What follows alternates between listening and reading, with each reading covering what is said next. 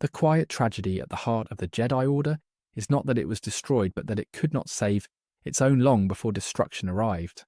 The Order prized obedience as a stabilizing virtue and mistook compliance for wisdom. Emotional suppression was framed as enlightenment rather than avoidance. Trauma was acknowledged only to be buried, and fear was treated as failure instead of information. What the Jedi called balance often functioned as denial, dressed in ritual.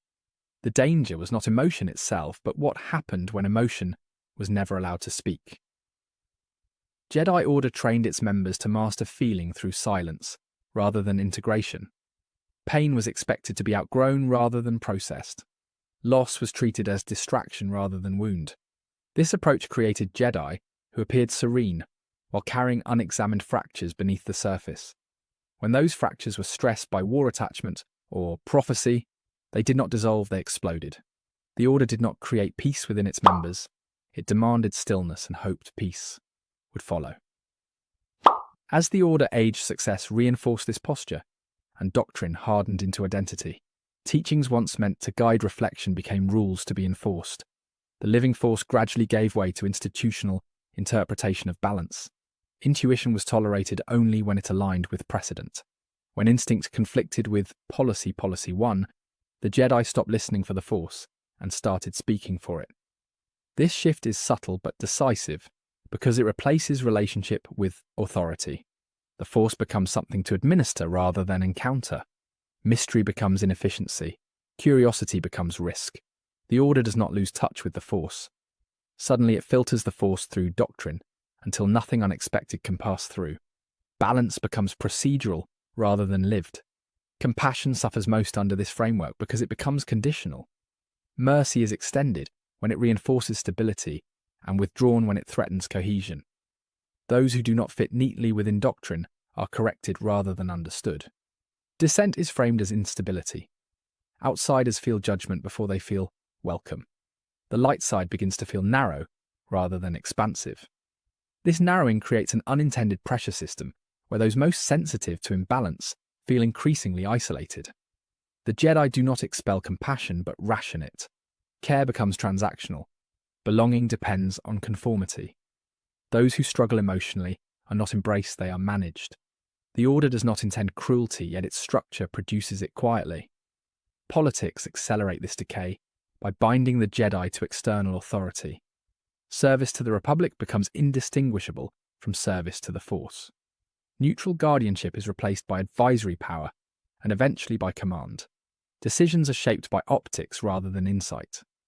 The Jedi justify this alignment as responsibility, but it slowly erodes independence. By serving power, the Order internalizes its logic.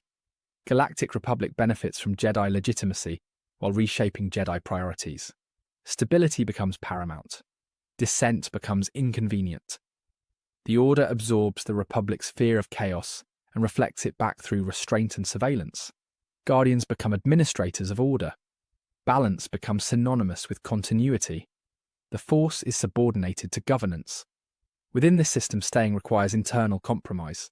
To remain a Jedi, one must learn which questions not to ask and which feelings not to follow. Moral clarity becomes increasingly difficult because the language to express it is constrained. Leaving, therefore, becomes not rebellion but preservation. Walking away protects integrity that staying would corrode. Departure becomes an act of survival. This is why those who leave are not weak or lost, but often clearer. Distance restores perspective that proximity distorts. Outside the temple, the Force feels less like instruction and more like relationship. Identity expands rather than contracts. Walking away allows healing that doctrine forbade.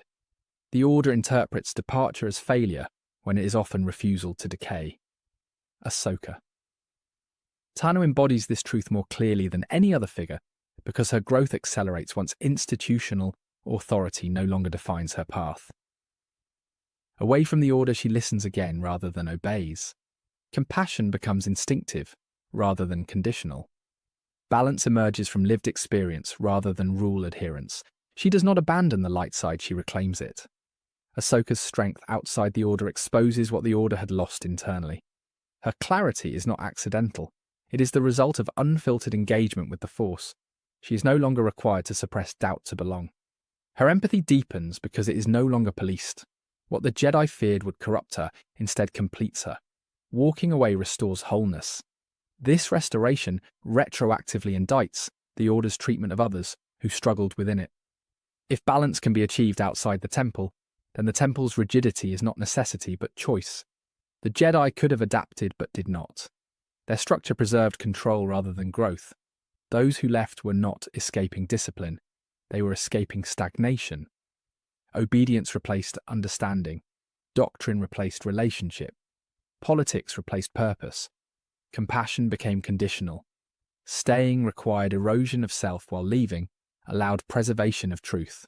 The Order did not collapse because it was attacked, but because it could no longer sustain the humanity of those within it. Those who walked away from the Jedi Order were not abandoning the Force, but responding to its distortion, and that distinction reshapes the moral spine of the entire saga. Distance from the institution reveals what proximity concealed, which is that the Order had begun confusing preservation of itself with preservation of balance.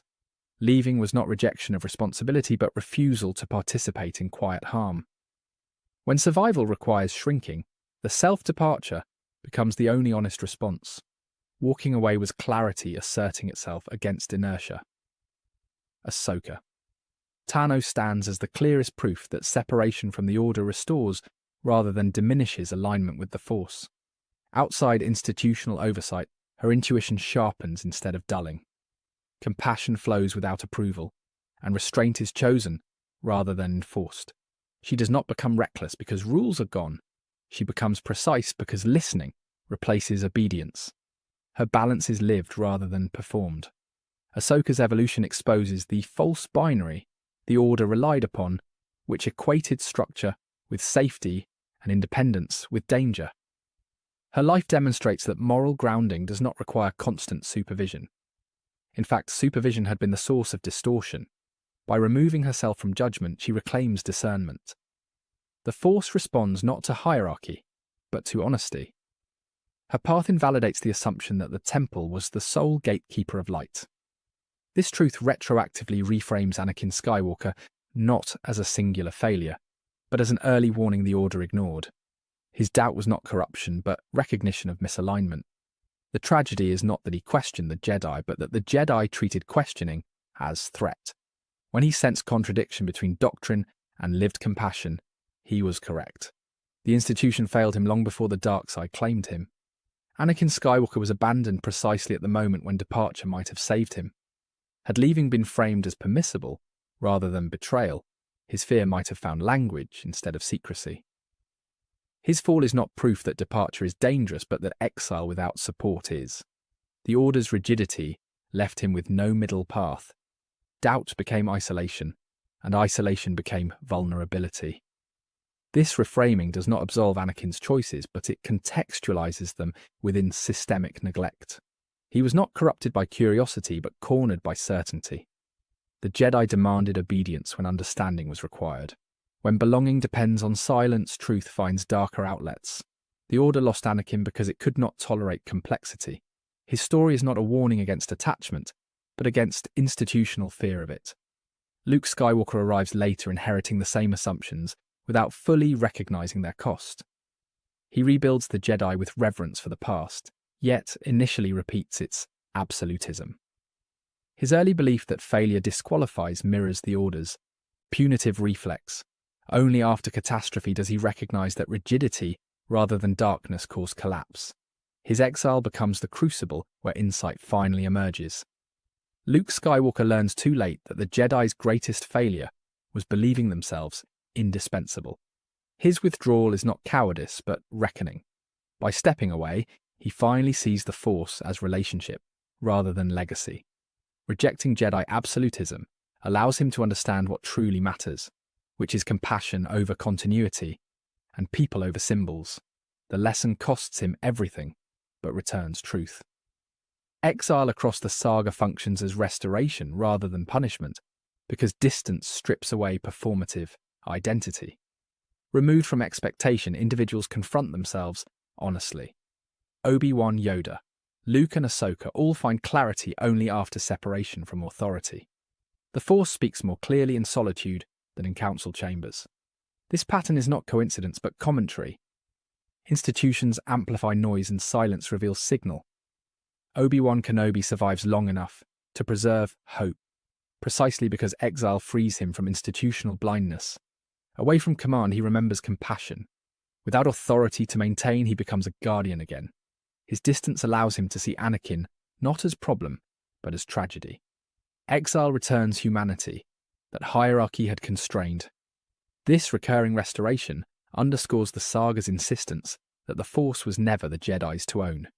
It responds to honesty, not affiliation. Balance is not enforced through membership, but discovered through humility. The Order's claim to exclusivity was its quietest sin. By positioning itself as gatekeeper, it narrowed access to truth. Walking away reopens that access. Those who leave are therefore not betrayers, but witnesses. Their lives testify that light persists beyond doctrine. They prove that balance can exist without institutional endorsement. This threatens systems built on control because it removes monopoly. The Jedi fear this not because it is wrong, but because it destabilizes authority. Liberation often looks like disobedience to those invested in permanence. The saga repeatedly validates this disobedience by aligning moral clarity with those outside formal power.